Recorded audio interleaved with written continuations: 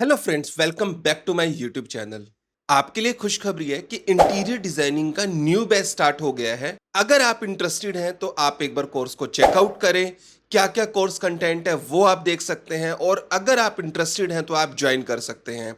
आज की वीडियो जो इंटीरियर डिजाइनिंग की फर्स्ट क्लास की वीडियो है वो होने वाली है, जिसमें हम कंप्लीट इंट्रोडक्शन देने वाले हैं कि इस कोर्स में क्या क्या होने वाला है, क्या कोर्स कंटेंट रहेगा, किस किस तरीके से आपको सिखाया जाएगा। रुखसार मैम है जो आपकी ये क्लास लेंगी, थ्योरी क्लास, और सॉफ्टवेयर जो क्लास होगी ऑटो कैड और गूगल स्केचअप की, वो पर्सनली मैं आपकी क्लास लेने वाला हूं। तो इस वीडियो को लास्ट तक देखें ताकि आप पूरे इंटीरियर के कोर्स कंटेंट को समझ पाएं। और अगर आप इंटरेस्टेड हैं तो हमारी वेबसाइट web.dpkverma.in एंड हमारी app Deepak Verma CAD software के नाम से iOS एंड एंड्रॉयड ऐप है, आप उसे डाउनलोड कर सकते हैं। सभी लिंक्स आपको डिस्क्रिप्शन में मिल जाएंगे। और अगर आपको वीडियो अच्छी लगे तो लास्ट में वीडियो को लाइक जरूर करें, अपने दोस्तों को शेयर जरूर करें। तो चलिए दोस्तों, विदाउट एनी देरी स्टार्ट करते हैं।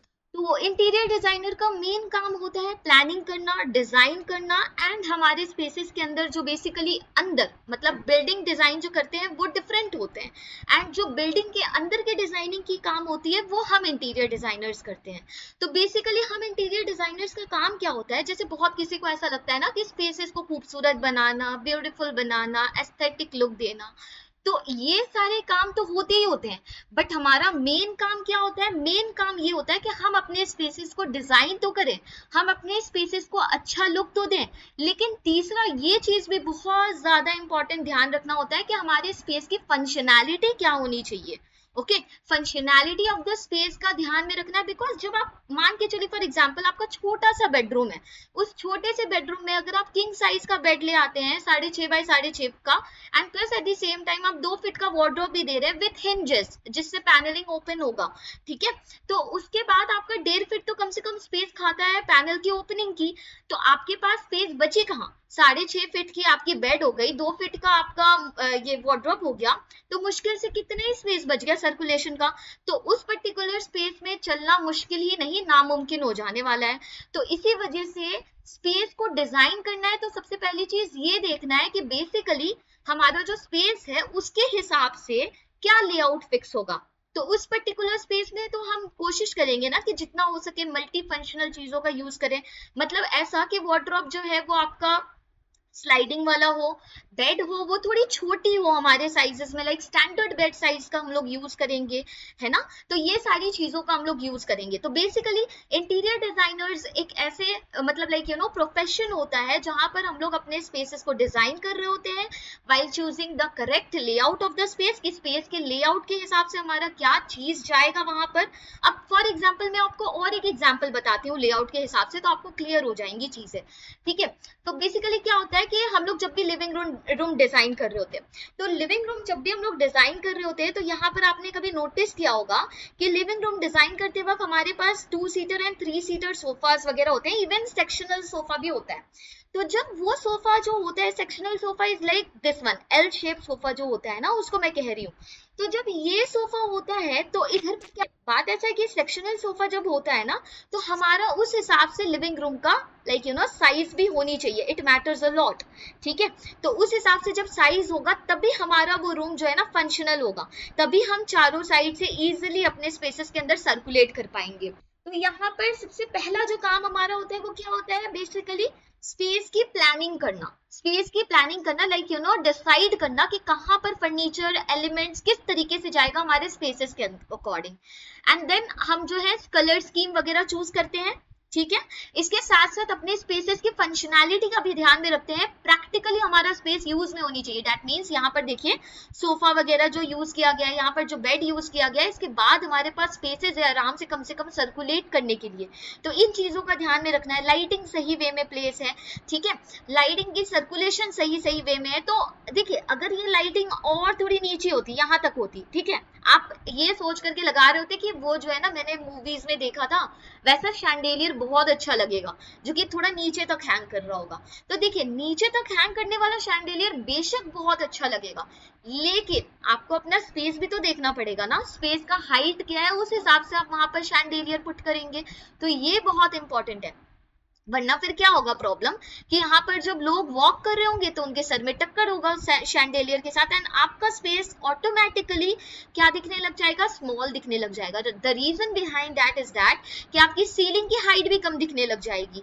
मैं आपको बताती हूँ रीजन क्या है। अगर आप छोटे से स्पेस में ना बड़ी चीजों का यूज करेंगे तो वहां पर अपने आप ही आपका स्पेस जितना स्पेशियस होगा उससे कई गुना ज्यादा उसकी स्पेस की जो इंटेंसिटी है देखने की आपकी वो कम हो जाएगी, क्योंकि वो कहीं ना कहीं वो स्पेसेस के अंदर आप जो बड़ी चीज को डाल रहे हैं ना स्केल से कई गुना ज्यादा, आपके स्पेसेस की जो स्केल है उससे कई गुना ज्यादा बड़े स्केल में आप चीजों को ऑब्जेक्ट को प्लेस कर रहे हैं, then you will have a problem. तो बेसिकली आपको किन किन चीजों का ध्यान में रखना है बीइंग एन इंटीरियर डिजाइनर। सबसे पहली चीज स्पेस की प्लानिंग करेक्ट होनी चाहिए, ठीक है।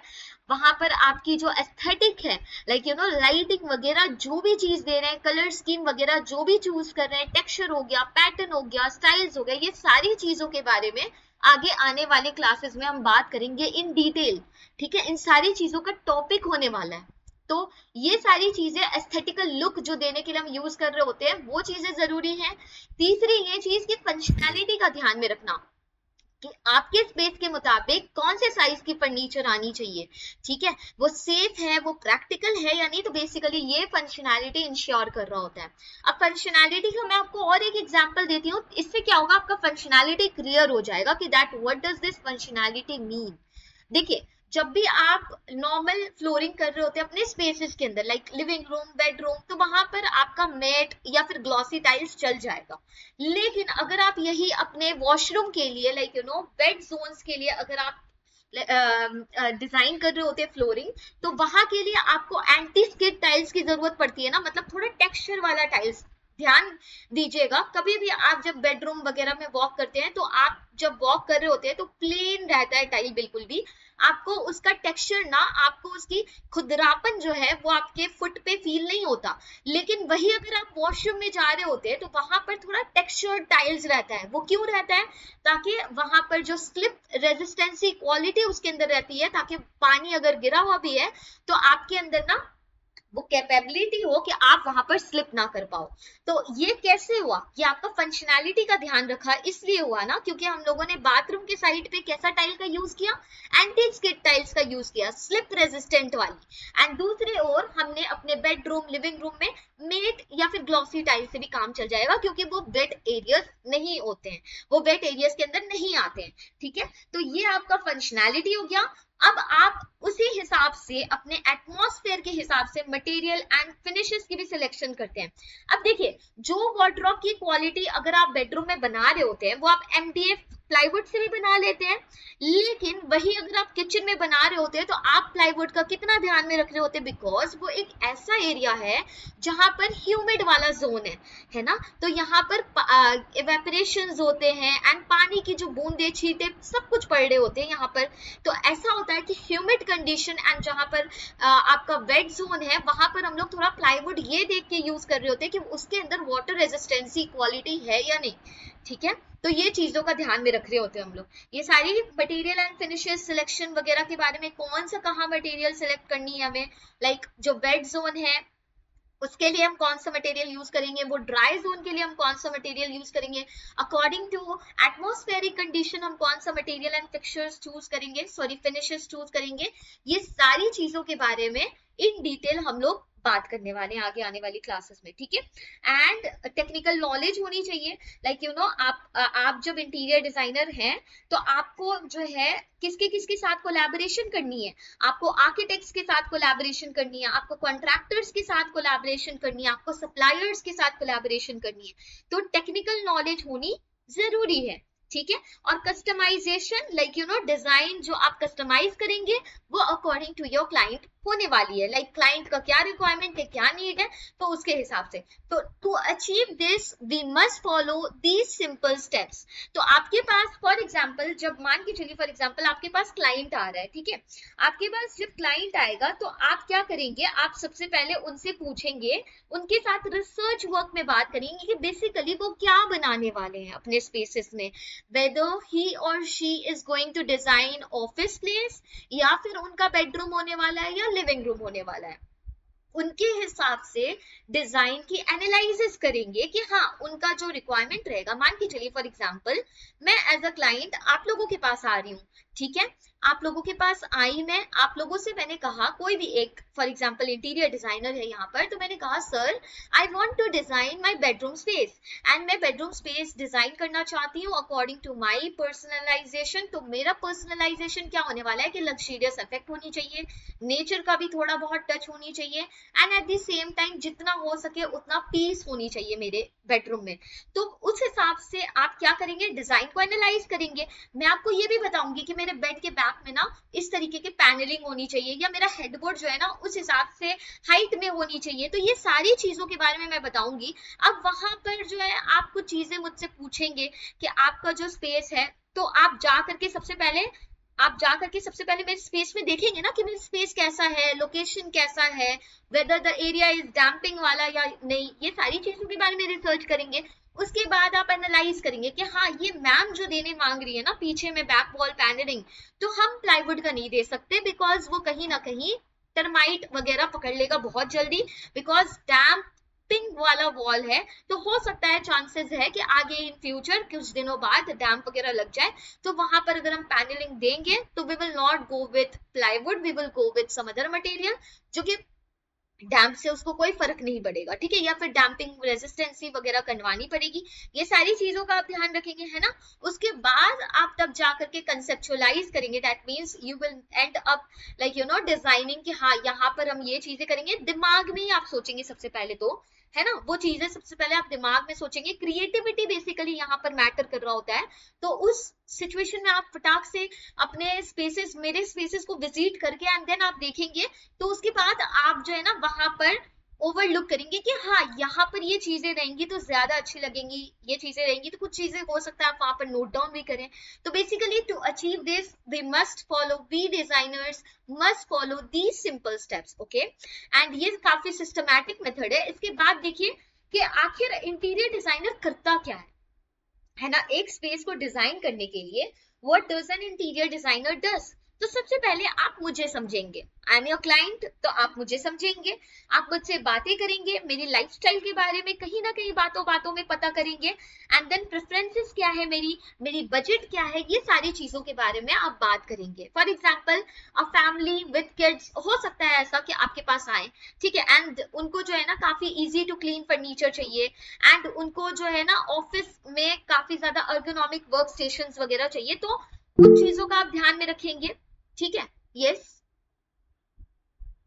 मैम, हमें ये जैसी बबल डायग्राम दिख रही है सेकंड नंबर पे, हाँ जी तो क्या ये हमें सीखने को मिलेगा मैम? यही डाउट था मेरा। जी जी जी, मैं आपको सीखने को मिलेगा। ये सारी चीजें जो भी आप देख रहे हैं ना, वो सारी चीजें we are going to cover that, okay. Okay, thank you ma'am. Mention. तो यहाँ पर क्या है, सबसे पहले हम बात करेंगे क्लाइंट के साथ, ठीक है। क्लाइंट के साथ बात करेंगे, उनके प्रेफरेंसेस पूछेंगे, उनके बजट पूछेंगे, उनकी जो किड्स वगैरह हैं उनके हिसाब से जो बेडरूम वगैरह डिजाइनिंग करनी है अगर, तो वो भी पूछेंगे, उनके बारे में भी जानकारी लेंगे। तो ये सबसे पहला होता है कि अंडरस्टैंडिंग द क्लाइंट नीड, जो कि कहीं ना कहीं बहुत इंपॉर्टेंट है। दूसरा हमारा आ जाता है स्पेस प्लानिंग। ये जो बबल डायग्राम है, सबसे पहले इसी तरीके से आई थिंक जो यहाँ पर डिजाइनर्स हैं उन्हें अच्छे से पता होगा कि सबसे पहले हम इसी तरीके से स्पेस की प्लानिंग कर रहे होते हैं। लाइक फर्नीचर की पार्टीशन कैसे आने वाली है, सर्कुलेशन। सबसे पहले तो हम ये डिसाइड करते हैं कि इधर लिविंग रूम रहेगा, इधर किचन रहेगा, इधर बाथरूम रहेगा, इधर हॉल रूम रहेगा। ये सारी चीजों के बारे में हम डिसाइड करते हैं और फिर उसके बाद में सर्कुलेशन का भी काफी ज्यादा ध्यान रखना होता है। इसीलिए तो हम इस तरीके की ऑटोकैड में प्लानिंग बना रहे होते हैं ना। तो सबसे पहले प्लानिंग बनाने से पहले हम जो है बबल डायग्राम कहीं ना कहीं बना रहे होते हैं अपनी कॉपी में इस तरीके से, एंड देन फिर उसके बाद में सिंगल लाइन डायग्राम बना रहे होते हैं इन आवर ऑटोकैड ओनली। इसके बाद हमारी फर्नीचर लेआउट होती है, उसके बाद हमारी मान के चलिए इस तरीके की सिंगल लाइन डायग्राम जो है ना आप इस तरीके की ऑटोकैड में भी बना सकते हैं, ठीक है। एंड उसके बाद हमारी कहीं जाकर के जब आपका सब कुछ डिसाइड हो जाएगा कि हाँ 10 बाय 10 का बेडरूम हम निकालेंगे या फिर 12 बाय 15 का बेडरूम निकालेंगे, तो उसके बाद वहां पर कैसी फर्नीचर की लेआउट होगी, ये सारी चीजों के बारे में हम ऑटोकैड में प्लानिंग कर रहे होते हैं। जी, किसी को क्वेश्चन है? Yes ma'am. मैम जैसे किसी का घर ऑलरेडी बना हुआ है, उनको बस इंटीरियर चाहिए, तो हमको कैसे मतलब मेजरमेंट लेना चाहिए, ये सारे इसमें इंक्लूडेड है क्या? यस यस यस, ये सारी चीजों के बारे में हम बात करेंगे, ठीक है। अभी फिलहाल जो चीजें हैं ना, पहले हम डिस्कस कर लेते हैं कि बेसिकली हमारा कोर्स में क्या है। उसके बाद डेफिनेटली आप लोगों की जो भी क्वेरीज रह जाती है ना, आप लोग मुझसे पूछ लेना, ठीक है। At the end of the session मैं आप लोगों को टाइम दूंगी 10 मिनट 15 मिनट का, आप लोग उसमें से मुझसे क्वेश्चन पूछ लेना, ठीक है। क्योंकि अभी तो मैं बता ही रही हूँ ना कि क्या क्या चीजें हम कवर अप करेंगे, ठीक है।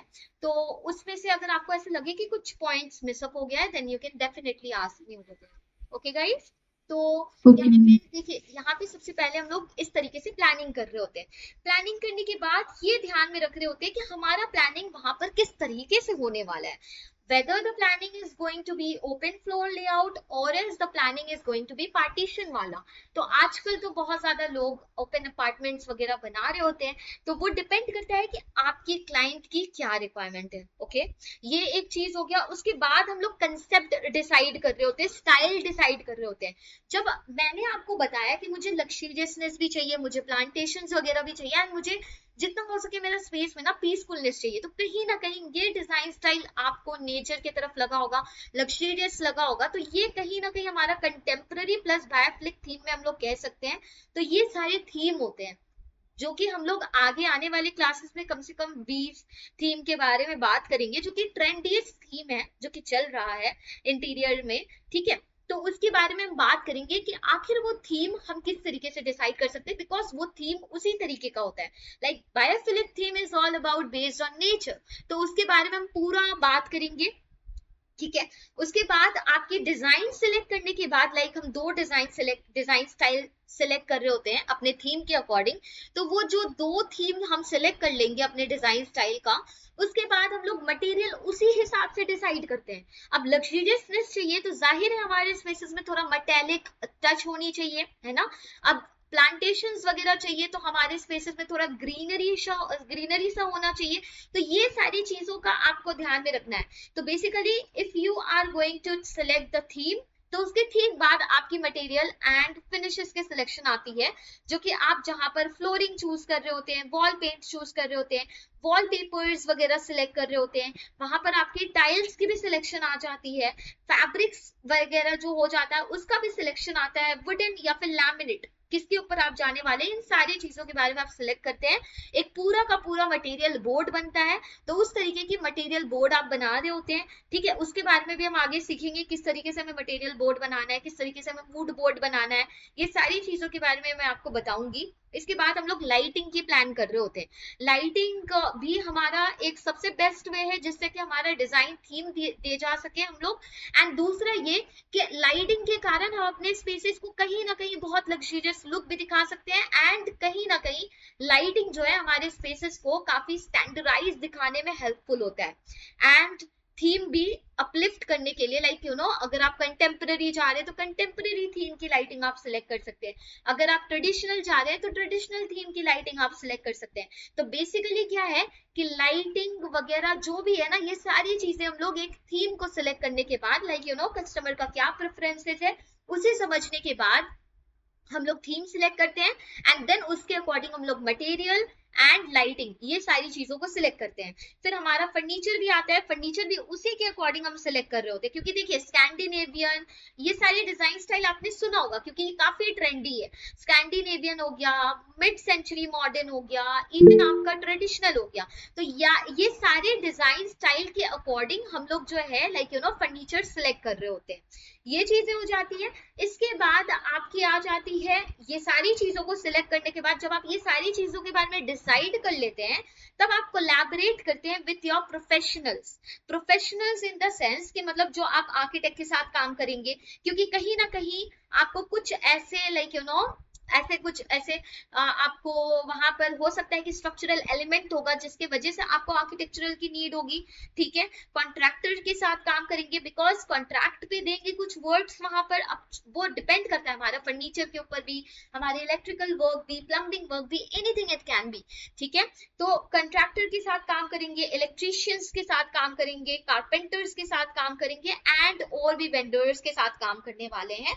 इससे क्या होगा, क्योंकि हम डिजाइनर सारा काम तो नहीं कर रहे होते हैं।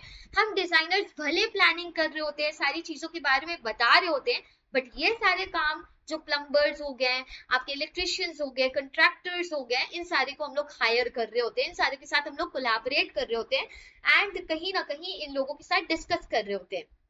ठीक है, ये स्टेप हो जाता है। इसके ठीक बाद हम लोग बजट वगैरह का प्लानिंग कर रहे होते हैं, बजटिंग। ठीक है, जो कि बहुत इंपॉर्टेंट है कि इतना बजट लगने वाला है, एक बेडरूम बन रहा है तो उसमें जो बेड है उसका कितना लगने वाला है, वार्डरोब का कितना लगने वाला है, एंड बाकी जो पेंट फिनिशेस वगैरह जो है उसमें कितना लगने वाला है, ये सारी चीजों का बजटिंग हम लोग डिसाइड कर रहे होते हैं।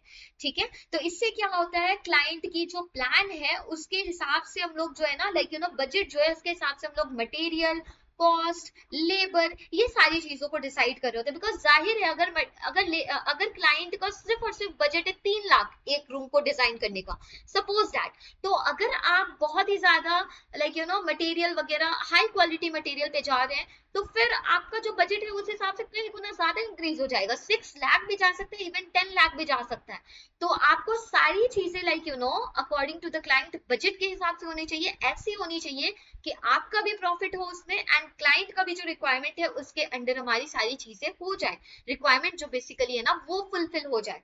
इसके ठीक बाद हम लोग सेफ्टी का भी काफी ज्यादा ध्यान रख रहे होते हैं। जब भी हम लोग कोई भी स्पेस को प्लान कर रहे होते हैं तो सेफ्टी इज मस्ट जो हम लोग फॉलो कर रहे होते हैं। तो इन शॉर्ट जैसे बिल्डिंग कोड्स वगैरह फॉलो करना होता है, रूल्स वगैरह जो होते हैं एक्सेसिबिलिटी की, ठीक है, जो कि हमारे स्पेसेस के अंदर है एक्सेसिबल, उनकी जो रूल्स है वो हम लोग फॉलो कर रहे होते हैं। सेफ्टी नॉर्म्स जो होता है कंस्ट्रक्शंस के दौरान वो सारी चीजें भी हम लोग फॉलो कर रहे होते हैं। मान के चलिए फॉर एग्जाम्पल प्रॉपर डायमेंशनिंग जो है ना, अगर आपका टॉयलेट्स वगैरह अगर आपके क्लाइंट है उनके घर में कोई व्हील चेयर वाला है, ठीक है, तो अब उनके हिसाब से भी तो हमें व्हील चेयर वाली टॉयलेट डिजाइन करनी पड़ेगी ना।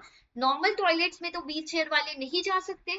तो ये सारी चीजों को काफी ज्यादा हमें ध्यान में रखना होता है। Safety norms, safety conditions according to our client requirement हमें देनी होती है एंड देन तब जाके हमारा कहीं जा करके आता है फाइनल स्टाइलिंग एंड डेकोरेशंस। ठीक है, जिसमें हम लोग कर्टन्स ऐड कर रहे होते हैं, जिसमें हम लोग कुशन्स ऐड कर रहे होते हैं, आर्ट वर्क, रग्स, प्लांटेशंस, जो फिनिश टच दे रहे होते हैं। मैं आपको इसका एक एग्जांपल देती हूँ।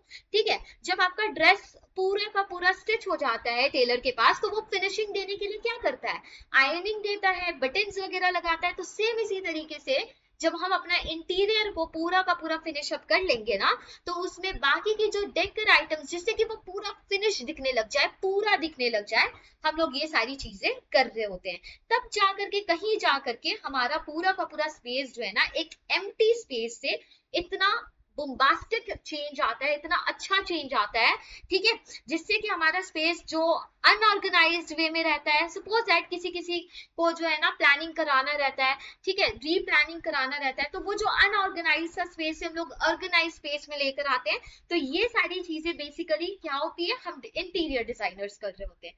तो इन सारी चीजों के बारे में हम सीखेंगे कि बेसिकली इसको कैसे करना है। ठीक है, ये सारी चीजों के बारे में मैं आपको बताऊंगी आगे आने वाली क्लासेस में। सेम इसी तरीके से हम में से कई ऐसे लोगों को ना इस चीज का कंफ्यूजन होता है कि आर्किटेक्ट, इंटीरियर डेकोरेटर और डिजाइनर तीनों का काम एक जैसा होता है लगभग। बट यहाँ पर आर्किटेक्ट के बारे में अगर हम बात करें तो इनका मेन रोल होता है in designing and planning the structure of the building. That means यहाँ पर ये लोग जो है ना इनसाइड प्लस आउटसाइड, इनसाइड की थोड़ी बहुत बीम्स, कॉलम, ये सारी चीजें, एंड आउटसाइड की आपकी जो बिल्डिंग की जो प्लानिंग होती है ना ये आर्किटेक्ट्स कर रहे होते हैं। इनका फोकस होता है safety, strength, layout and plus construction पे ध्यान रखना। ठीक है, तो वर्क जो इनकी इंक्लूडेड होती है ना, जो आर्किटेक्ट्स की जो वर्क इंक्लूडेशन होती है वो क्या क्या होती है, वो आपकी होती है building design, floor plan and elevation, ये सारे काम कर रहे होते हैं। कॉलम, बीम, लोड बेयरिंग, ये सारी चीजों में जो सेफ्टी स्ट्रक्चरल रेगुलेशन होता है इनका ध्यान रखना होता है इन्हें। इसके साथ साथ प्लम्बिंग, इलेक्ट्रिकल, HVAC की जो प्लानिंग होती है ना, वो ये इंजीनियर्स लोगों के साथ मिलके कर रहे होते हैं। बिकॉज हम इंटीरियर डिजाइनर्स सिर्फ और सिर्फ प्लानिंग ही कर सकते हैं कि यहाँ पर ये लेआउट आएगा हमारे इलेक्ट्रिकल का, कि यहाँ पर लाइट आनी चाहिए, यहाँ पर लाइट आनी चाहिए, बट बेशक जो अंदर की प्लानिंग होती है, जहां से आपकी वायर्स वगैरह कहाँ से पास होगी, HVAC दैट मीन्स AC वगैरह का जो पाइप्स वगैरह जो जाएगा वो कैसे जाएगा, नहीं जाएगा, वो सारी चीजें वो कौन कर रहे होते हैं, आर्किटेक्ट्स कर रहे होते हैं in collaboration with HVAC planners and electricals. वो आपका जो इंजीनियर्स होते हैं ना, उनके साथ मिल करके।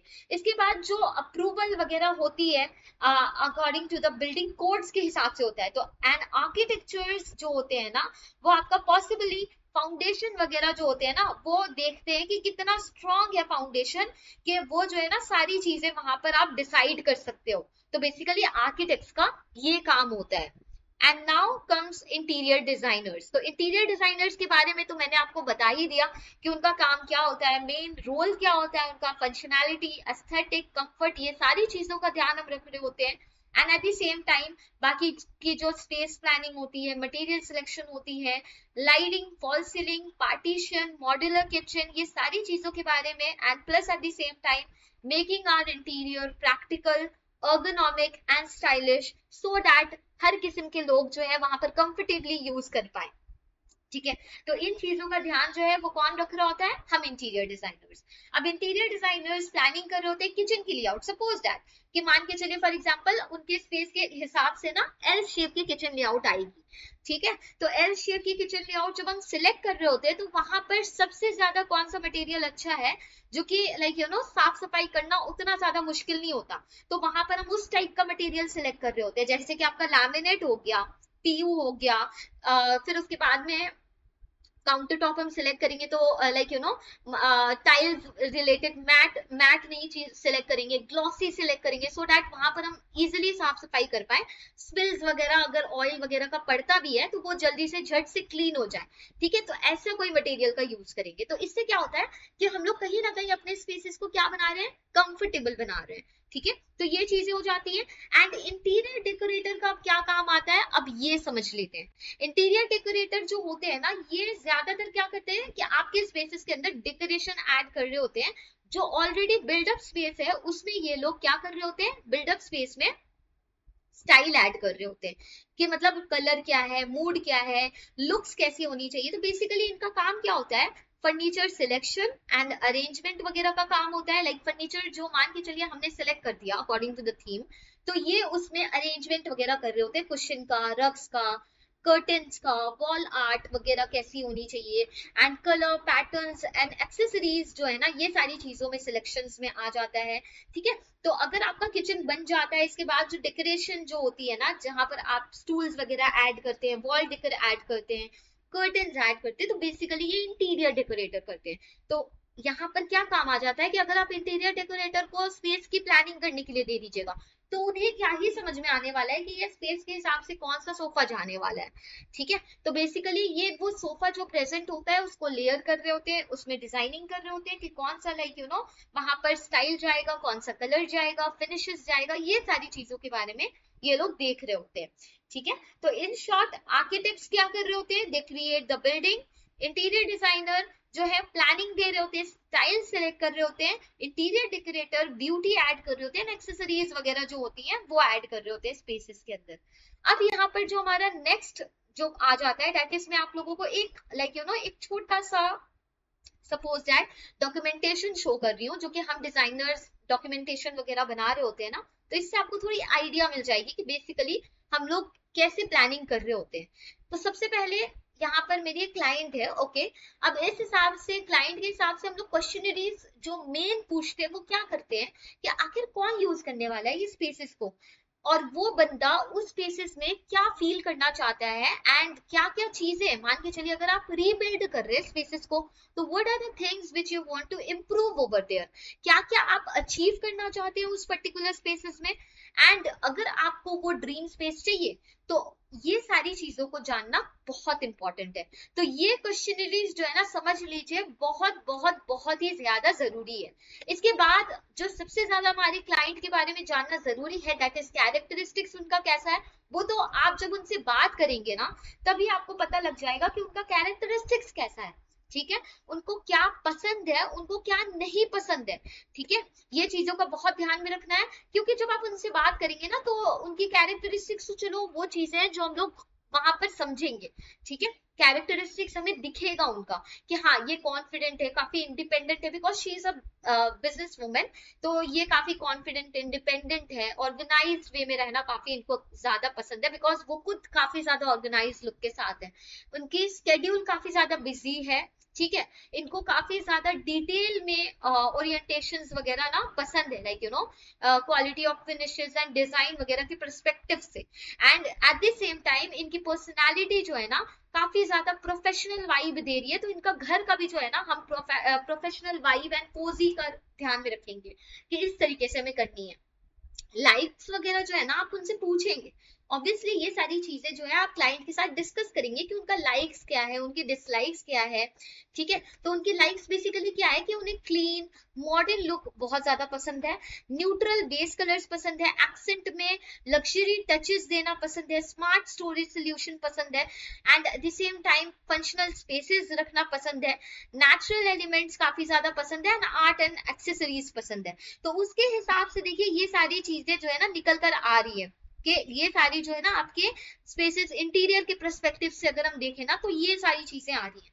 डिसलाइक की अगर हम बात करें तो over cluttered spaces, that means बहुत ज्यादा स्पेस में ना बहुत ज्यादा ऐसा ना हो कि फर्नीचर हो, चलने का स्पेस कम हो, बहुत क्लटर है, ठीक है, बहुत सारे डेकोरेशंस कर दिया हमने तो वो स्पेस भी अच्छा नहीं दिखता, और बहुत ज्यादा ब्राइट या फ्लैशी कलर्स नहीं पसंद है, ओवर पैटर्न्ड वॉल्स वगैरह जो है ना वो काफी ज्यादा अच्छा नहीं लगता देखने में, ठीक है। एंड बहुत किसी को देखिए पसंद भी होता है, तो ये भी है। उसके साथ साथ ट्रेडिशनल एंड हैवी फर्नीचर इनको नहीं पसंद था, and eight the same time overly themed interior भी नहीं चाहिए, ठीक है, कि आर्टिफिशियल लुक ना आए उससे। फिर उसके बाद में वर्बल कम्युनिकेशन, दैट मींस ऐसे बातों बातों में पूछ लेते हैं ना, अच्छा आपका फेवरेट खाना क्या है, आपको कौन कौन सा जाना जगह पसंद है ज्यादा, इसके साथ साथ आपकी हॉबीज क्या है, एंड आपको करना क्या पसंद है, आप इस तरीके से पूछ सकते हैं। बाकी स्पोर्ट्स में क्या क्या आपको पसंद है खेलना, एंड डेली लाइफ रूटीन उनकी क्या है, ये सारी चीजों को आप जानेंगे तो आप उनकी स्पेसेस को उनके हिसाब से लाइक यू नो डिजाइन कर पाएंगे। अब कैसे, मैं आपको बताती हूँ। जैसे कि यहाँ पर मान के चलिए कुछ इंपॉर्टेंट फेवरेट पिक्चर्स है जो कि क्लाइंट को काफी ज्यादा पसंद है, बिकॉज क्लाइंट को ना बीच जाना बहुत ज्यादा पसंद है, सनसेट देखना बहुत ज्यादा पसंद है, इवन रेनबो जो है ना वो भी देखना पसंद है, एंड स्टार्स वगैरह। तो इससे आपका क्या निकल कर आ रहा है कि आप अपने स्पेसेस में दे सकते हैं, बीची वाइब कुछ दे सकते हैं, है ना। आपने देखा होगा इस तरीके का कुछ वॉल, जैसे कि मैं आपको दिखाती हूँ,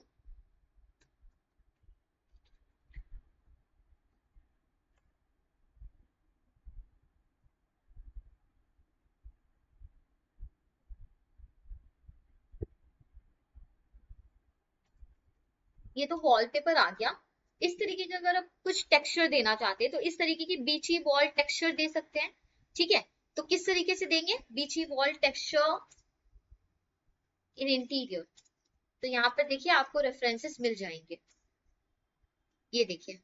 अब आपकी मर्जी, आप इस तरीके की वॉलपेपर भी दे सकते हैं, इवन इस तरीके की बीची वाइब वाली जो है ना आप इस तरीके की लाइक यू नो कुछ लुक भी दे सकते हैं। ये देखिए यहाँ पे आप जैसे कि देख सकते हैं, है ना। तो थोड़ा बहुत अगर आप थॉटफुल होकर के सोचेंगे ना तो काफी कुछ आपका यहाँ पर निकल कर आ जाएगा। यहाँ पर इस तरीके की देखिए, यहाँ पर स्टोन वगैरह से अगर आप कुछ एक्सेंट देना चाहते हैं then you can surely give, ठीक है। तो ये सारी चीजें आ जाती है, देखिए बीची वाइब वाली टेक्सचर आ रही है, ठीक है। तो इस तरीके की आप कुछ टेक्सचर ऐड कर सकते हैं अपने वॉल पे, as you can see this, ठीक है। तो ये सारी चीजें आ जाती हैं। Plus at the same time अब यहाँ पर अगर मैं और आगे जाऊं, जैसे यहाँ पर अब इसके बारे में बात कर लेते हैं, like love to stare at stars. तो स्टार्स को देखना बहुत ज्यादा पसंद है, तो अब आप इससे अपने इंटीरियर में कैसे लाएंगे, तो ऑप्टिक फाइबर लाइटिंग होती है ना, ऑप्टिक फाइबर लाइट जो होता है हमारा, इस तरीके का लाइट जो है ना हम अपने इंटीरियर्स में दे सकते हैं, अपने बेडरूम में दे सकते हैं, अपने क्लाइंट के बेडरूम में दे सकते हैं इफ ही और शी वांट्स, ठीक है। उनसे एक बार लाइक यू नो उनको एक बार इस तरीके का रेफरेंसेस शो करके उनके बेडरूम में इस तरीके की कुछ लाइटिंग्स जो है ना वो हम दे सकते हैं। तो ये विजिबल हो सकता है हमारे with the help of optic fibre lighting, तो कहीं ना कहीं हम गैलेक्सी को, हम अपने लाइक स्टार्स वगैरह जो है ना, उस शौक को, जो हमारे क्लाइंट का जो शौक है, वो कहीं ना कहीं उनके बेडरूम स्पेस में ला रहे हैं। तो इससे क्या होगा, अगर आपको कुछ इस तरीके की चीजें पसंद है, मैं आपको इस तरीके की रूम डिजाइन करके दूं, तो आपको तो मन करेगा ना कि मैं जल्दी से काम खत्म हो, मैं जल्दी से घर जाऊं और मैं अपने बेडरूम स्पेस में एंजॉय करूं, है ना। क्योंकि ये ऐसी डिजाइनिंग होनी चाहिए कि आप वहां जाना पसंद करो। ऐसे डिजाइनिंग नहीं होना चाहिए कि आप बोर हो चुके हैं उस पर्टिकुलर स्पेसेस से कुछ टाइम बाद, ठीक है। तो ये चीजें बहुत इंपॉर्टेंट है। And eight the same time यहाँ पर कुछ लाइक्स जो मैंने यहाँ पर आप लोगों को बताया था ना, वो चीजें यहाँ पर आप जो है ना पिक्टोरियल फॉर्म में पोर्ट्रे करने की कोशिश कीजिए। तो इससे क्या होगा कि आपको कई सारी चीजें जो है ना, यहाँ से with the help of images आपको कई सारी चीजों का इंटीरियर में यहाँ पर स्टाइल मिल जाएगा, यहाँ पर थोड़ा थॉटफुल हो जाएगा हमारा, और भी ज्यादा माइंड, क्रिएटिविटी और भी ज्यादा बूस्ट अप हो जाएगी। जैसे मान के चलिए यहाँ पर, जैसे कि इनको जो है ना लग्जरी टच काफी ज्यादा पसंद है, तो लग्जरी टच जब पसंद है तो उस हिसाब से हम लोग क्या कर सकते हैं कि इस तरीके के हम लोग लग्जरी टच वाला ना बेडरूम या फिर लिविंग रूम देखेंगे। अब उस हिसाब से हम उनकी इंस्पिरेशन ले करके इस तरीके की कुछ रूम में डिजाइनिंग कर सकते हैं। चलिए, ज्यादा कुछ नहीं तो लेग्स दे सकते हैं इस तरीके की हम कुछ फ्रेमिंग ऐड कर सकते हैं मेटेलिक, ठीक है। ये एक चीज हो गया। क्लीन मॉडर्न लुक चाहिए, दैट मीन स्ट्रेट फर्नीचर चाहिए, कोई भी ऐसे कर्वीनेस वगैरह नहीं चाहिए, काफी फॉर्मल लुक चाहिए, ठीक है। न्यूट्रल बेस कलर काफी ज्यादा पसंद है, तो उस हिसाब से न्यूट्रल बेस जो है ना वो इस तरीके की कुछ होनी चाहिए हमारी स्पेस, ठीक है। ये सारा हमारा न्यूट्रल बेस के अंदर है। इसके साथ साथ नेचुरल एलिमेंट्स की अगर हम बात करें तो इस तरीके के टेक्सचर आप ले सकते हैं, इस तरीके का प्लांटेशंस वगैरह ले सकते हैं आप, है ना। तो ये एक चीज हो गया। इसके साथ साथ आप यहाँ पर आर्ट एक्सेसरीज को और भी ज्यादा स्क्रॉल कीजिए तो आपको ना कई सारी चीजें वहां से इंस्पिरेशन मिलेंगे। फंक्शनल स्पेसेस चाहिए, दैट मीन्स देखिए स्पेसेस कितना ज्यादा फंक्शनल है, यहाँ मूव करने में आपको कहीं से भी ऐसा नहीं है कि यहाँ से हर्ट होगा, यहाँ से हर्ट होगा, आप आराम से यहाँ पर इस पर्टिकुलर स्पेसेस में ना मूव कर सकते हैं। क्लटर्ड नहीं है हमारा स्पेस, काफी फंक्शनल है, सारी चीजें अपनी जगह पे है प्रॉपर, ठीक है, हमारे क्लाइंट के हिसाब से। तो ये चीजें आप अगर शो करेंगे तो client will be much more impressed, ठीक है। एंड इसके साथ साथ डिसलाइक, क्या क्या चीजें नहीं पसंद है, तो देखिए ओवर क्लटर स्पेस, यानी कि इस तरीके से स्पेसेस के अंदर ना बहुत ज्यादा मतलब इस इमेज का मतलब ये हो गया कि स्पेसेस में कई ज्यादा ऐसे स्पेसेस में ऐसे गंजाम नहीं होना चाहिए। ये एक चीज है कि स्पेसेस में ऐसा है ना कि बहुत सारी चीजें ऐसे पड़ी हुई है, ऐसा नहीं होनी चाहिए। चीप क्वालिटी की फर्नीचर नहीं चाहिए उन्हें, फिनिशेस नहीं चाहिए उन्हें, ब्रांड्स पसंद है, ठीक है। हमारे क्लाइंट को क्लासी चीजें पसंद है, फ्लैशी कलर जिस तरीके का उन्हें नहीं पसंद है, उन्हें न्यूट्रल बेस ड्रॉप चाहिए होगा। जी पूछ लीजिए। मैम, ये जो पिक्चर में आपने टिक किया है कि cheap and low quality finish है, तो इसमें मतलब क्या चीप एंड लो क्वालिटी देख के हमें लग सकता है कि ये picture cheap and low quality की चीजें इसमें यूज करी गई है? क्वालिटी की चीजें यहाँ पर ये हो जाती है ना कि जैसे बहुत सारी ऐसे आपने देखा होगा फ्लोरिंग, वो अगर आप देखेंगे तो वहां पर क्या होता है कि फ्लोरिंग पॉलिश नहीं होता है प्रॉपरली।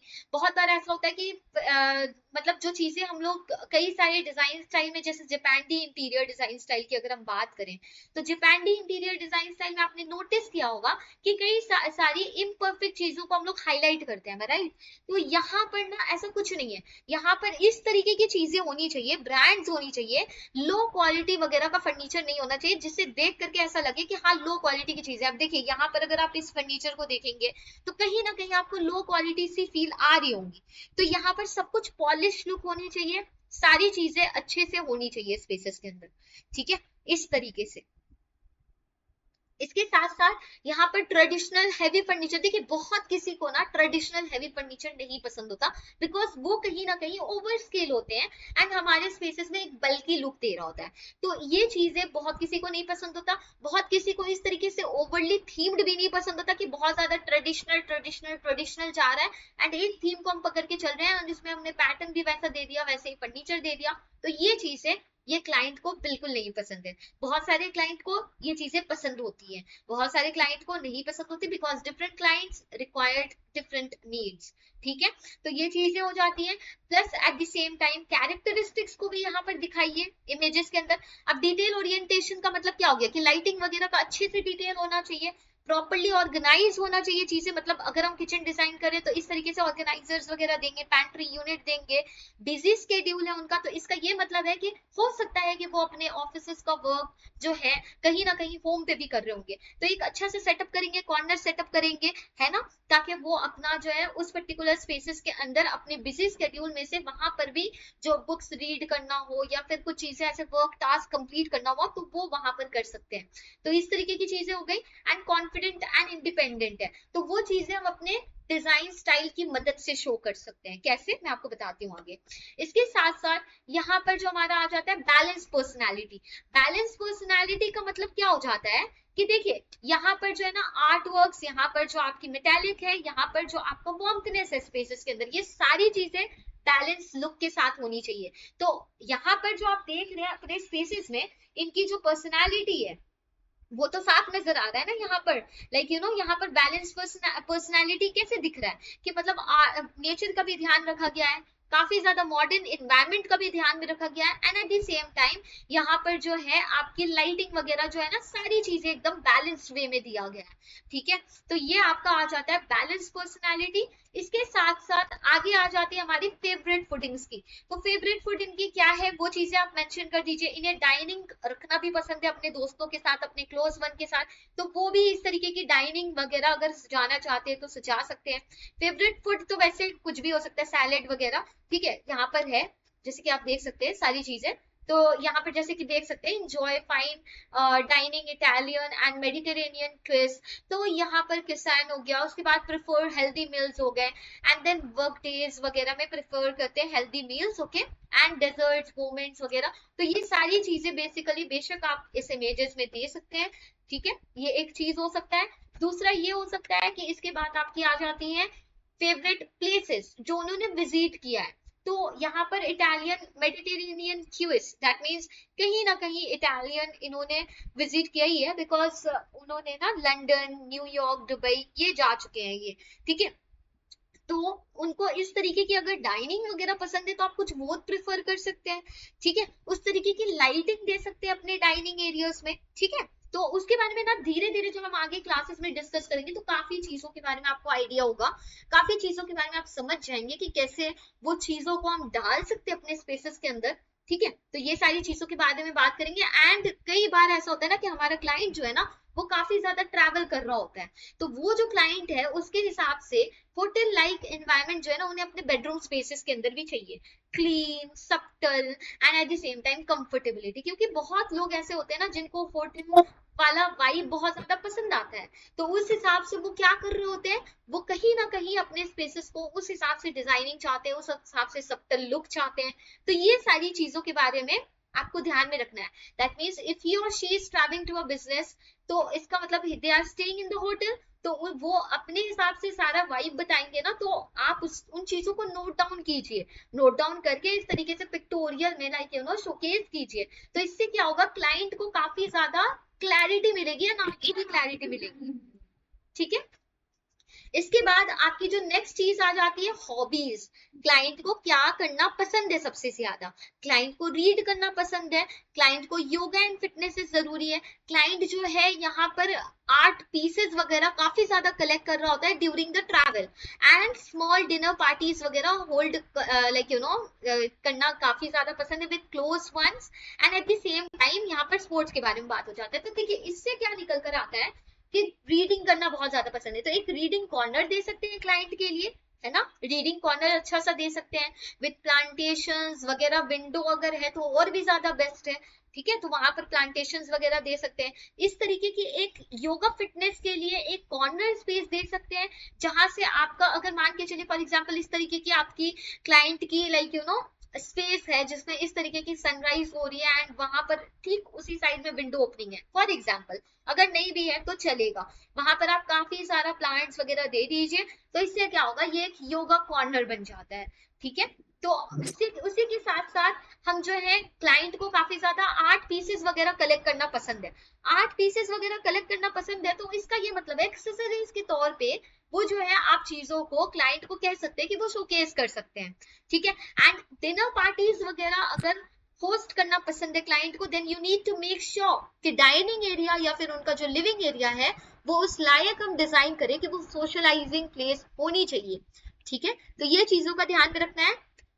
इसके साथ साथ हमारा जो नेक्स्ट आ जाता है फेवरेट स्पोर्ट्स। फेवरेट स्पोर्ट्स में टेनिस है, स्विमिंग है for the fitness, and watching cricket काफी ज्यादा पसंद है सोशली। ठीक है, तो सोशली चलो लिविंग एरिया को हम उस तरीके से लेआउट वगैरह में ढाल सकते हैं, लेकिन यहाँ पर टेनिस एंड स्विमिंग जो है इसको आप अपने स्पेसेस में कैसे डालेंगे? तो स्विमिंग के लिए ऐसा हो सकता है कि बाथटब वगैरह दे सकते हैं, एक ये हो सकता है। दूसरा ये हो सकता है अगर क्लाइंट के पास स्पेस है तो स्विमिंग पूल वगैरह दे दीजिए। दूसरा ये कि टेनिस वगैरह जो है ना आप शोकेस कर सकते हैं। टेनिस थीम की जो होती है ना, कई ऐसे स्पेसेस के अंदर आप जो है एक बैट हैंग कर सकते हैं वहां पर। ठीक है, इस तरीके की चीजें आप दे सकते हैं इफ द क्लाइंट वांट्स। ठीक है, कि फेवरेट स्पोर्ट्स, बहुत सारे क्लाइंट को बास्केटबॉल भी खेलना बहुत ज्यादा पसंद है, तो in the corner of one wall आप जो है बास्केट दे सकते हैं। तो इससे क्या होगा, वो बास्केट जो है ना वो कर सकते हैं वहां पर। ठीक है, तो ये चीजें हो सकती हैं। एंड हमारा जो नेक्स्ट आ जाता है कि डेली लाइफ रूटीन को इस तरीके से हम शोकेस करें, तो ये एक चीज आ जाती है। इससे भी आपको कई सारे लाइक यू नो रिक्वायरमेंट का पता चल जाता है। इनको रीड करना काफी ज्यादा पसंद है, तो हो सकता है कि रात में सोते समय तक ये रीड करते होंगे। ठीक है, तो आप जो है कॉर्नर लैंप दीजिए। इसके बाद एक like you no corner lamp में ऐसा दीजिए कि वो टास्क लाइटिंग भी बन पाए, बगल वाले को जो है ना डिस्टर्बेंसेस भी ना हो। तो एक तरफ से ये एक चीज हो सकता है। ठीक है, एक तरफ से ये भी हो सकता है कि बैल्कनी है या फिर आपका ऐसा मतलब पैशियो एरिया है, तो वहां पर रीडिंग कॉर्नर क्रिएट कर सकते हैं, या अपने रूम में ही एक रीडिंग कॉर्नर क्रिएट कर सकते हैं। तो ये एक चीज हो गई। ठीक है, इसके साथ साथ यहाँ पर जो हमारी कलर प्रेफरेंसेस है ये भी बहुत ज्यादा इंपॉर्टेंट है, क्योंकि न्यूट्रल कलर पसंद है तो हम लोगों ने ज्यादातर न्यूट्रल कलर्स यहाँ पर चॉइस किया है। ठीक है, एक्सेंट के लिए हमने किस किस कलर का यूज किया है? एक्सेंट के लिए देखिए हमने ब्लैक कलर का यूज किया है, एक्सेंट के लिए हमने डार्क ब्राउन कलर का यूज किया है। बाकी हमारा क्या है, बाकी यहाँ पर हमारा जो है न्यूट्रल कलर का बैकड्रॉप है। ठीक है, तो इस तरीके से न्यूट्रल कलर्स हम दे रहे होंगे अपने स्पेसेस के अंदर। Okay, and again eight the same time यहाँ पर हमारा जो है माइंड मैपिंग आ जाता है। माइंड मैपिंग वही चीजें होती है जो बेसिकली आप यहाँ पर जितनी भी चीजें मैंने आपको बताई है ना, वो सारी चीजों के बारे में यहाँ पर माइंड मैपिंग दी गई है। तो ये आप इस तरीके से बनाएंगे। ठीक है, मैं आपको बता दूंगी कि किस तरीके से हमें माइंड मैपिंग बनानी होती है। इवन माइंड मैपिंग कई बार हम लोग जो है अपने पेपर पेंसिल पे भी बना रहे होते हैं। ठीक है, तो ये एक चीज हो जाती है। एंड देन निकल कर आता है कहीं जाकर के हमारा कंसेप्ट बोर्ड, क्योंकि हमारा जो क्लाइंट है काफी ज्यादा मॉडर्न है, काफी ज्यादा क्लीन लुक चाहिए, लग्जरियस एक्सेंट चाहिए, तो उस हिसाब से इनके लिए जो डिजाइन स्टाइल सूट करेगा that will B modern contemporary with luxury accent. Luxury accent का मतलब क्या हो गया? लग्जरी एक्सेंट का मतलब हो गया कि you will be showcasing metallic touches. ठीक है, न्यूट्रल बेस रहने वाला है यहाँ पर, beige grey white with bold accent. ठीक है, एंड यहाँ पर जो टचेस होने वाला है that will be gold and brass. ठीक है, वो चीजें रहेंगी। मटेरियल एंड फिनिशेस जो होने वाला है वो आपका मार्बल एंड वुड की फ्लोरिंग की होने वाली है, वेलवेट टच के साथ होगा, क्योंकि ये सारी चीजें क्या होती है, शाइन कर रहा होता है। लेदर फर्नीचर भी कहीं ना कहीं शाइन कर रहा होता है। ठीक है, तो ये सारी इस तरीके की आप मटेरियल एंड फिनिशेस को सिलेक्ट करेंगे। फर्नीचर एंड लाइटिंग जो है स्लीक मॉडर्न फर्नीचर की होनी चाहिए। अर्गोनॉमिक ऑफिस सेटअप होना चाहिए। अर्गोनॉमिक का मतलब क्या होता है, मैं इसके बारे में ना हम लोग पूरे डिटेल में अर्गोनॉमिक के बारे में पढ़ने वाले हैं कि कौन सा डायमेंशन बेस्ट होता है, कौन सा फर्नीचर स्टैंडर्ड होता है, ये सारी चीजों के बारे में हम पढ़ेंगे। ठीक है, शैंडेलियर किस तरीके से देंगे जो कि हमारे स्पेसेस के अंदर एक बहुत ही अच्छा लुक कैरी कर रहा होगा। ठीक है, तो ये सारी चीजों के बारे में हम लोग ध्यान में रखते हुए इस तरीके की कुछ इमेजेस अपने क्लाइंट के सामने शो कर रहे होंगे। That will be concept board, और else you can say it as mood board also. Mood board कुछ इस तरीके की होती है। See this is the mood board जो कि मॉडर्न कंटेम्पररी का होने वाला है, जहां पर हम लोग जो है ना इस तरीके की कुछ दिखा रहे होते हैं कि देखिए हम लोग जो है इस तरीके की कुछ कलर्स पैलेट सिलेक्ट करने वाले हैं, इस तरीके का हमारा कुछ एलिमेंट्स होने वाला है इन्वॉल्व आपके स्पेसेस में। एंड देन आपके हिसाब से जो है इस तरीके की ग्लासेस होने वाली है, ग्लास पार्टीशन होने वाला है आपके हिसाब से, मतलब क्लाइंट के हिसाब से हम सारी चीजें पहले कंफर्म कर रहे होते हैं with the help of mood board. इस तरीके की मूड बोर्ड आप शो कर सकते हैं या फिर इस तरीके के इमेजेस आप शो कर सकते हैं। ठीक है, तो इससे क्या होता है, इससे जो है ना आपको एक इंस्पिरेशन मिल जाता है कि दैट यस आप जो है ना इस तरीके का आप जो है like you no back splashes वगैरह देने वाले हैं, इस तरीके के आप सोफा देने वाले हैं, फैब्रिक इस तरीके की देने वाले हैं। तो ये सारी चीजों की डिटेलिंग के बारे में आप एक जगह इमेजेस निकाल लेते हैं, मूड बोर्ड बनाते हैं अच्छे से, एंड देन कहीं जा करके आपके आगे जो है ना आगे पॉइंट में आपका जो है मटेरियल डिसाइड होता है। मटेरियल फिर आप उसी हिसाब से डिसाइड कर रहे होते हैं कि इस हिसाब से हम जो है ये मटेरियल सिलेक्ट करेंगे। एंड यस मटेरियल डिसाइड करते वक्त you have to make sure about the costing also. Costing का भी काफी ज्यादा ध्यान में रखना है, ठीक है। तो ये चीजें हो जाती है। एंड उसके बाद हम लोग जो क्लासेस में डिस्कस करेंगे वास्तु शास्त्र के बारे में डिस्कस भी करेंगे थोड़ा बहुत, कि वास्तु कितनी वास्तु का हमें ध्यान में रखना है व्हाइल डिजाइनिंग आवर होम। फिर उसी के हिसाब से हम लोग प्लानिंग करेंगे, उसी के हिसाब से आप लोग 3D में फिर प्लानिंग करेंगे। स्केचअप हो गया, 3ds मैक्स हो गया, in any software you want. उसके बाद हम लोग रेंडर कर रहे होते हैं, रेंडर करके दिखा रहे होते हैं इन वी-रे, एंडस्केप या फिर आपका ल्यूमियन। तो ये सारी चीजों के बारे में डिस्कस करेंगे। एंड देन हमारा जो है ना फोटोशॉप आ जाता है। तो फोटोशॉप जो है ये डिपेंड करता है कि आप जो है ना फोटोशॉप करके दिखाना चाहते हैं अपने लेआउट में या नहीं। तो ये एक चीज हो जाती है।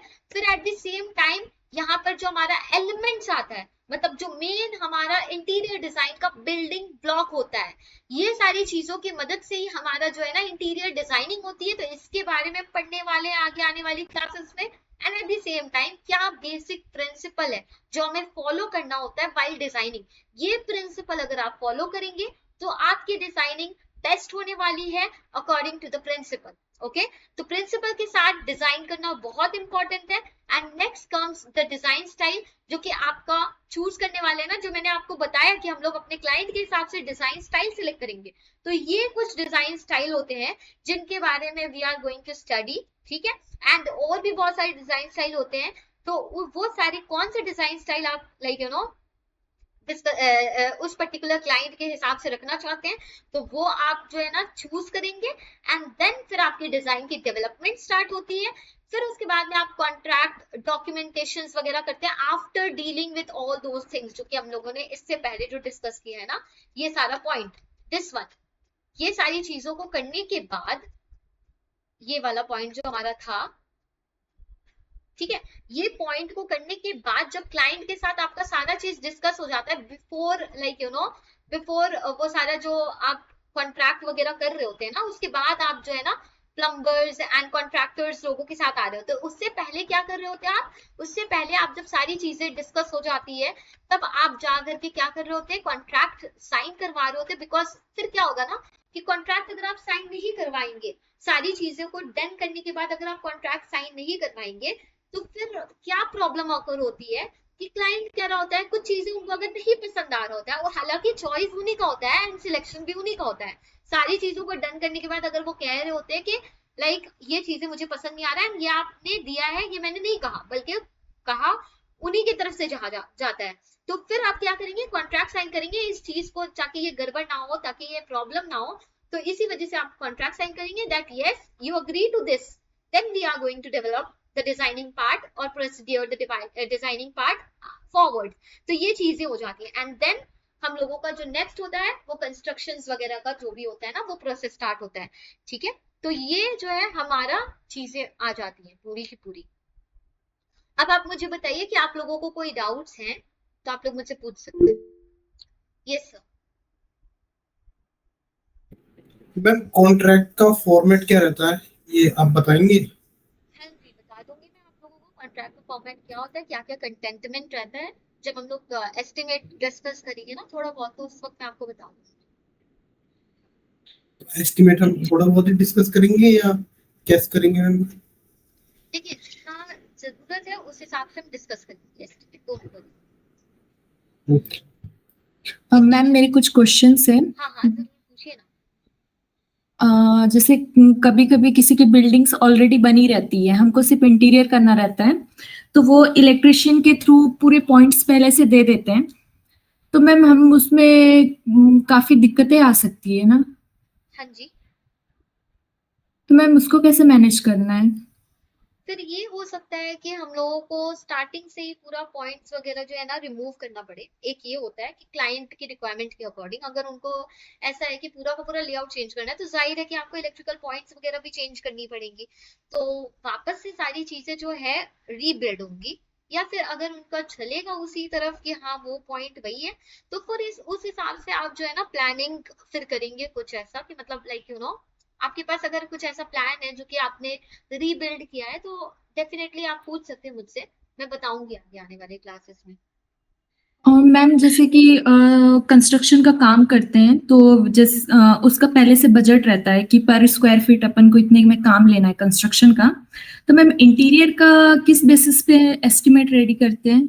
इंटीरियर में आप किस तरीके की मटेरियल वगैरह करने वाले यूज, सपोज दैट टॉयलेट वगैरह अगर आप डिजाइन कर रहे हैं फॉर एग्जांपल, तो टॉयलेट वगैरह डिजाइन कर रहे हैं तो उधर पर आपकी क्लाइंट की अगर रिक्वायरमेंट मान के चलिए 3 लाख की या 2 लाख की रहेगी, तो क्या आप वहां पर जैगवार ब्रांड यूज कर सकते हैं?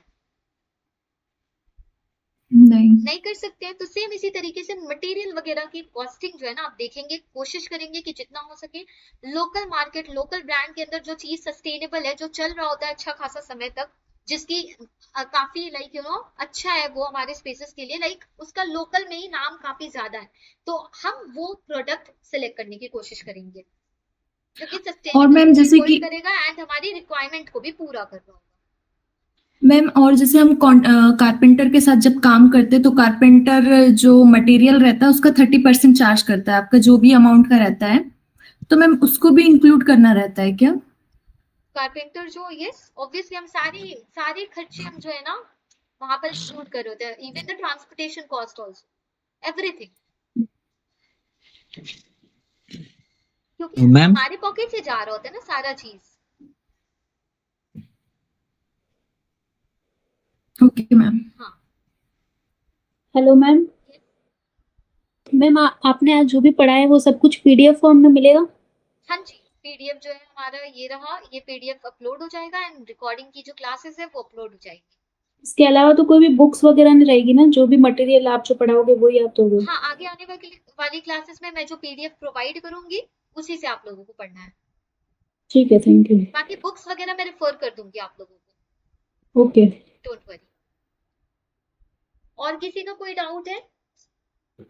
और मैम जैसे आप कह रही थी कि जो अगर क्लाइंट की बजट 3 लाख है तो जो सस्टेनेबल एसेसरीज है वो लगाएंगे हम, तो ये हमें आप बताएंगे कि ये आप अल्टरनेटिव इस तरह का यूज कर सकते हैं, मतलब कॉस्टिंग आप पढ़ाएंगे हमें? देखिए देखिए फॉर एग्जांपल प्लाईवुड जो होता है, तो प्लाईवुड का आपने ऑल्टरनेटिव मैं बताऊंगी कि पीवीसी है, सीपीवीसी है ना, तो ये सारी चीजों के बारे में आगे आने वाली क्लासेस में वी विल बी डिस्कसिंग।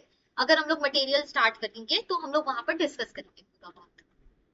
मतलब मैम हम जी कॉस्टिंग भी सीखेंगे इस कोर्स में?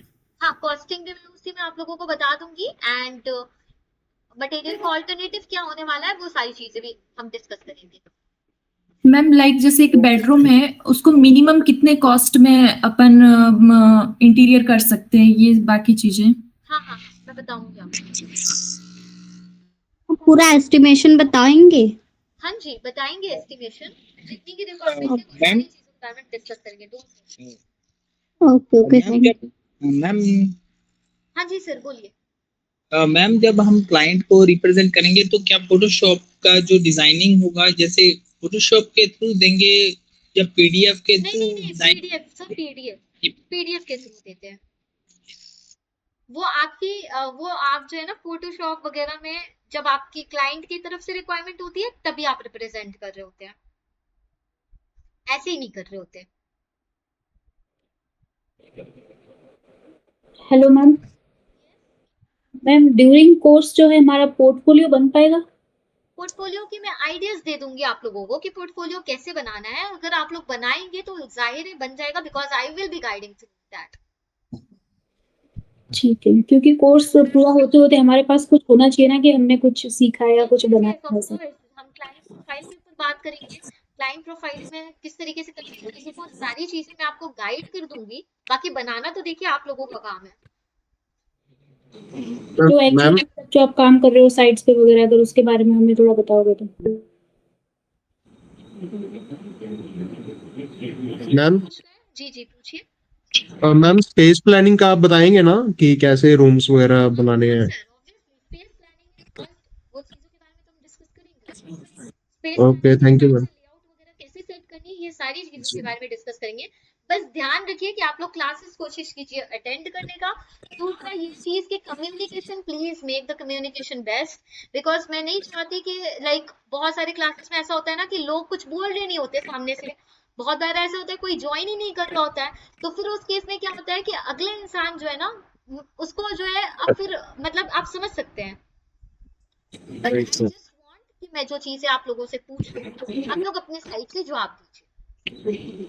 मैम इसमें हम इलेक्ट्रिक प्लान, प्लम्बिंग प्लान इसमें पढ़ेंगे, आप बनाना सीखेंगे इसमें, जैसे प्लानिंग करेंगे बस स्टेप से। हाँ, प्लानिंग के बारे में मैं आपको बता दूंगी कि इलेक्ट्रिकल प्लानिंग कैसे करनी है, प्लम्बिंग जी प्लानिंग जी। कैसे करनी है, डोंट वरी, सारी चीजों के बारे में। हाँ हाँ। और मैं मतलब और जैसे इंटीरियर के लिए कौन से मतलब सॉफ्टवेयर यूज करेंगे?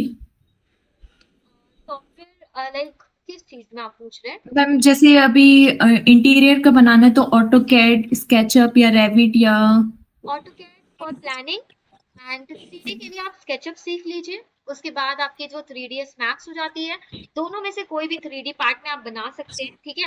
वैसे तो बेहतर ये है कि आप दोनों ही सीख लें, 3ds max and SketchUp. SketchUp काफी इजी होता है मॉडलिंग मॉडलिंग करना। एंड रेंडर के लिए आपकी जो सॉफ्टवेयर होती है वी-रे, एंडस्केप, ये चीजें हो गई, ठीक है। ये सारी चीजों को जानना जरूरी है। तो हमें मैम स्केचअप और 3ds मैक्स दोनों सिखाया जाएगा क्या? आई थिंक सर आपके कोर्स में है तो ये क्या नाम है, 3ds मैक्स एंड स्केचअप। नहीं, आई थिंक स्केचअप है सिर्फ इसमें। हाँ शायद स्केचअप ही है। स्केचअप और वीरे है आई थिंक इस कोर्स में। अच्छा 3ds मैक्स नहीं है क्या? नहीं नहीं, मतलब पहले से बोला सर ने कि पहले आप स्केचअप कर लो क्योंकि ये इजी है, फिर वो थोड़ा डिफिकल्ट है तो आप पहले उसके फिर हाँ उसके तो बाद मतलब फिर उसके 3ds मैक्स है ना सर? नहीं नहीं, इस पे नहीं है, अलग से उसका कोर्स लेना पड़ेगा आई थिंक। हाँ तो आप ले इसमें सकते से हैं, आप कर सकते हैं। जी जी।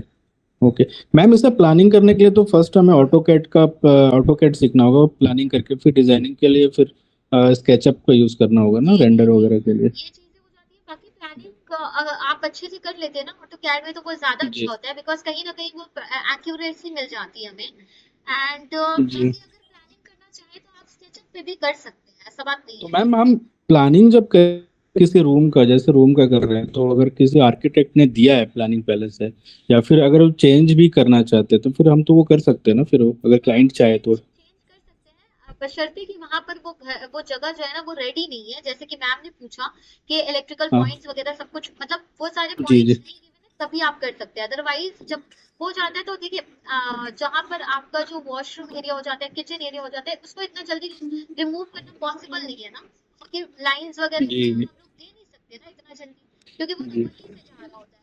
तो फिर काफी दिक्कतों का सामना करना होता है। तो इसी वजह से आपकी जब वहां पर प्लानिंग ऐसा है कि एकदम फ्रेशली हो रहा है उस पर्टिकुलर स्पेसिस के लिए, तो आप बेशक चेंज कर सकते हैं। अदरवाइज आपको काफी कुछ ध्यान में रखते हुए चेंज करना पड़ेगा if you are rebuilding the.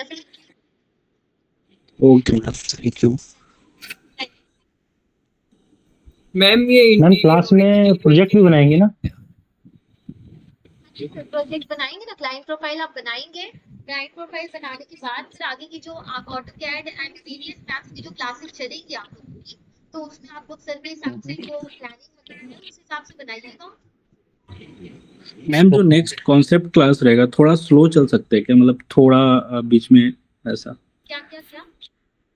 आज थोड़ा सा ज्यादा ना कंटिन्यू हो गया, मतलब मेरे हिसाब से थोड़ा तो थोड़ा नहीं बीच में स्लो एक्चुअली चल। आज हमारा first day of the class था, मुझे ये ओके बताना था कि जी। Like what are the things that we are going to तो कवर अप। जी जी, आज थोड़ा ज्यादा कवर करना था, मतलब क्या क्या पढ़ना है हमें, हाँ क्या क्या हाँ कवर कर रहे जी जी, हो। Cancel okay. कर दीजिए, इतना लंबा क्लासेस नहीं लूंगी हाँ मैम, थोड़ा कंटिन्यू हो गया ना तो थोड़ा मैं। जी मतलब जी थोड़ा। Okay ma'am, thank you. Mention on ma'am interior या एक्सटीरियर, हेलो, इंटीरियर या एक्सटीरियर तैयार करने के लिए बेस्ट सॉफ्टवेयर कौन सा है? इंटीरियर के लिए तो बेस्ट है स्केचअप, एंड एक्सटीरियर के लिए बेस्ट है कि आप रेविट पे जाइए। और ये 3ds मैक्स? 3ds मैक्स भी अच्छा है सर। अगर आपको जल्दी मॉडलिंग वगैरह करनी है तो आप 3 स्केचअप पे जा सकते हैं। और मैम ये कोर्स कंप्लीट करने के बाद हम इतने कैपेबल हो जाएंगे कि एक खुद का प्रोजेक्ट कंप्लीट कर सके, मतलब ले सके। जरूर जरूर कहीं ट्रेनिंग भी करनी पड़ेगी।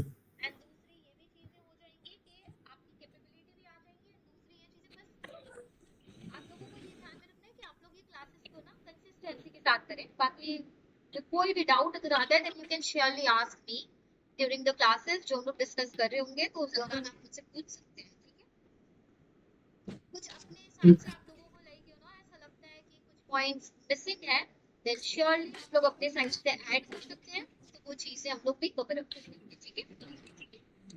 ओके, चलिए तो फिर हम लोग कल की क्लासेस में मिलते हैं, क्योंकि अभी मेरी नेक्स्ट क्लासेस है, तो फिर उसके बाद हम लोग कल से मिलते हैं, ठीक है? ट्राई कीजिएगा क्लासेस में रेगुलर आने का, and thank you so much guys. Okay ma'am, thank you. Thank you ma'am. Bye guys, good night, take care.